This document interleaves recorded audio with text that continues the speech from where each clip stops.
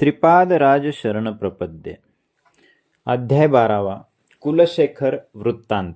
श्री सुब्बय्या श्रेष्ठी कितीतरी नवीन विषय सहजपणे समजावून सांगत. त्यांच्या सांगण्याने ऐकणाऱ्यांचा आत्मविकास होत असे. ते सांगत असत की श्रीपाद श्रीवल्लभ साक्षात व्यंकटेश्वर स्वामीच आहेत. कलियुगात तेच कल्की अवतार धारण करणार आहेत. साधारणपणे कालगणनेनुसार कलियुगात 4,32,000 वर्ष आहेत. परंतु सांद्र सिंधू वेदांप्रमाणे कलियुगात 5,000 वर्षाचा काळ लोटल्यावर सामान्य प्रलय होऊन सत्ययुगाची स्थापना होईल. या संबंधात ब्राह्मणांनी सांगितलेली माहिती श्रेष्ठींनी सांगितलेल्या माहितीपेक्षा निराळीच होती. श्वासाचा आयुष्याशी संबंध. कलियुगामध्ये कलीची अंतर्दशा 5,000 वर्षात संपते. त्यानंतर थोडा काळ संधी काळ असतो. त्यानंतर कलियुगात सत्ययुगाची अंतर्दशा प्रारंभ होते. कलियुगात एकूण 4,32,000 वर्षाचा काळ असला तरी अंतर्दशा, सूक्ष्मदशा, विदशा इत्यादी असतात. हे योगशास्त्र समजणाऱ्यांना कळण्यासारखा विषय आहे. ब्रह्मदेवाने प्रत्येकालाच 120 वर्ष आयुष्यमान दिले आहे. परंतु प्रत्येक व्यक्ती 120 वर्ष जगेलच असे नाही. 120 वर्षात किती श्वास प्रश्वास सामान्य स्थितीमध्ये घेऊ शकतो तेवढे श्वास प्रश्वास दिले आहेत. मन चंचल असणारे, रागीट स्वभावाचे, घाईघाईने धावणारे, सदैव दुःखात अथवा उदास असणारे, दुष्टपणाने वागणारे लोक आपला श्वास कमी वेळात संपवून टाकतात. सर्वात कमी श्वास प्रश्वास घेऊन कासव 300 वर्ष जगतो. अत्यंत चंचल स्वभावाचे माकड अल्पकाळच जिवंत राहते. श्वास प्रश्वास घेताना आपली सर्व इंद्रिये आपल्या अवस्थेत असावयास हवीत. योगीजन वायूचे कुंभक करून श्वास शरीराच्या आतील भागात फिरत राहील असे करतात. यामुळे कितीतरी श्वास शिल्लक राहून ते दीर्घ कालापर्यंत जीवित राहतात. मनुष्याच्या शरीरात जीवाणू परिणाम कालक्रमाप्रमाणे बदलतात. श्रीपाद चरित्रामृताच्या पारायणाचे फल 10 वर्षापूर्वी असलेले शरीर आता सारखे नसते. जुन्या जीवाणूंच्या ठिकाणी नवीन जीवाणू जन्म घेतात. नवीन शरीर भाग जन्मतो. त्याप्रमाणे प्राणशक्ती सुद्धा अनेक बदलातून जात असते. जीवनदायक नवीन प्राणशक्ती निर्माण होते. रोगट जुनी प्राणशक्ती नाश पावते. त्याचप्रमाणे मानसिक शक्ती सुद्धा अनेक बदलातून जात असते. जुने भाव बदलून नष्ट होऊन नवीन भाव निर्माण होतात. नवीन जन्मलेल्या मानसिक गोष्टींमध्ये दैवशक्ती, दैवी कृपा प्राप्त करण्याचे सामर्थ्य असते. त्याद्वारे मन, प्राण आणि शरीर सुद्धा होऊ लागते. श्रीपाद श्रीवल्लभ चरित्रामृतासारखे ग्रंथ साक्षात परमेश्वर स्वरूप आहेत. या ग्रंथातील प्रत्येक अक्षरामध्ये सिद्धशक्ती, योगशक्ती अंतर्निहित असते. असे ग्रंथ मानसिक रीतीने, वाचिक रीतीने अथवा मानस वाचिक दोन्हीमध्ये समन्वय होऊन पठन केल्याने श्रीपाद प्रभूंचे दिव्य मानस चैतन्य आकर्षित होते. ग्रंथाचे पारायण करणाऱ्या भक्तांचे शारीरिक, मानसिक, प्राण, रुग्ण, बाधा, कष्ट या संबंधित समस्त स्पंदने श्रीपाद प्रभूंच्या मानसिक चैतन्यात विलीन होतात. तेथे ते शुद्ध होऊन दिव्य अनुग्रहपुरीत स्पंदनांच्या रूपाने साधकाकडे परत येतात. अशा परिस्थितीमध्ये साधकाला इह पर सुखाची प्राप्ती होते. सत्पुरुषांना अन्नदान केल्याची फळे. ग्रंथाचे पारायण केल्यावर कमीत कमी 11 सत्पुरुषांना जेवू घालावे अथवा त्यांच्या खर्चा एवढी रक्कम दत्तक्षेत्रामध्ये दान करावी. सत्पुरुषांना भोजन दिल्याने साधकाला आयुष्य लाभते.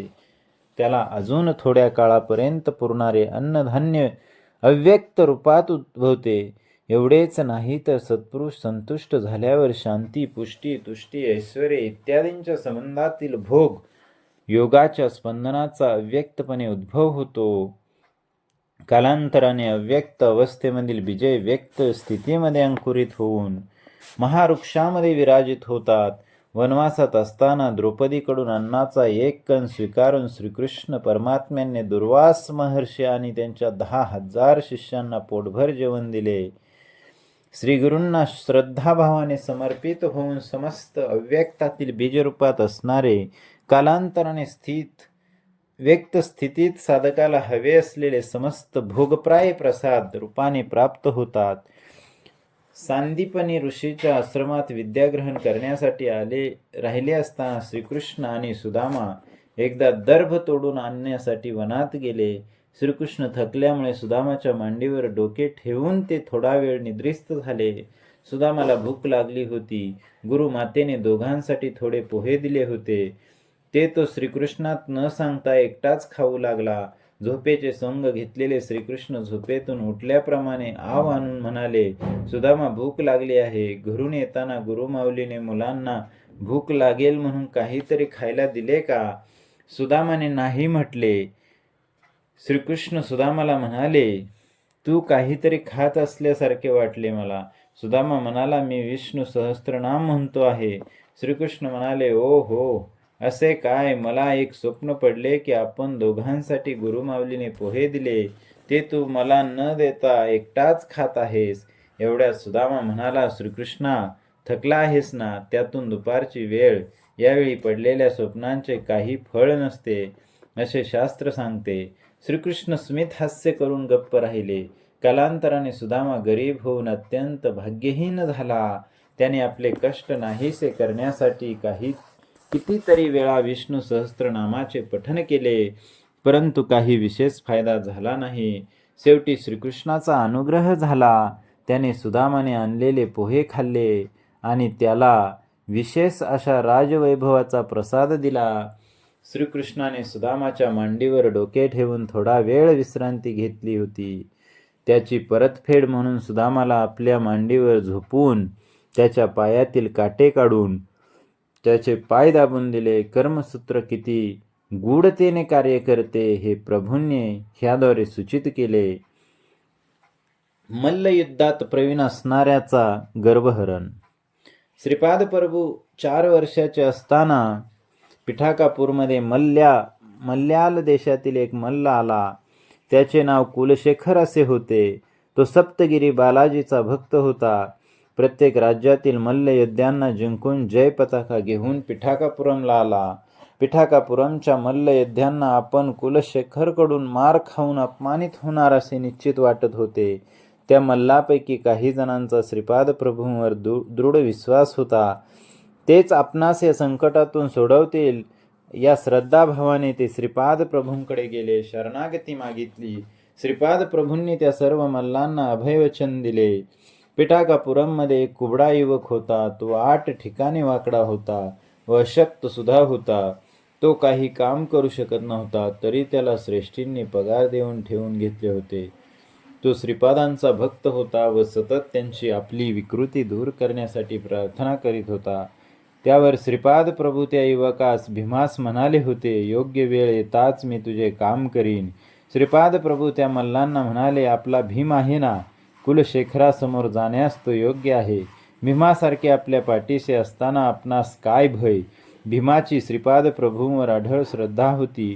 ठरल्याप्रमाणे भीम आणि कुलशेखराचे मल्लयुद्ध सुरू झाले. अनेक लोक हा अद्भुत सामना पाहण्यास जमा झाले. कुकटेश्वराच्या मंदिरातील प्रांगणात मल्लयुद्ध सुरू झाले. कुलशेखराच्या प्रत्येक माराबरोबर भीमाचे शरीर बलवान होत होते. तो ज्या ठिकाणी भीमास मारित होता त्याच ठिकाणी तितक्याच जोरात त्याला मार लागत होता. कुलशेखर थकला. भीमाचे कुबड जाऊन तो बलवान झाला.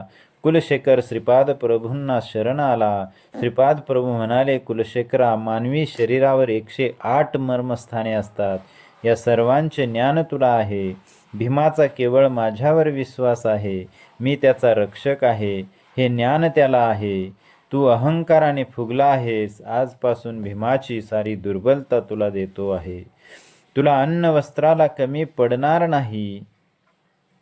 तुझ्या शरीरातील प्राणशक्ती घेऊन भीम अत्यंत बलवान झाला आहे.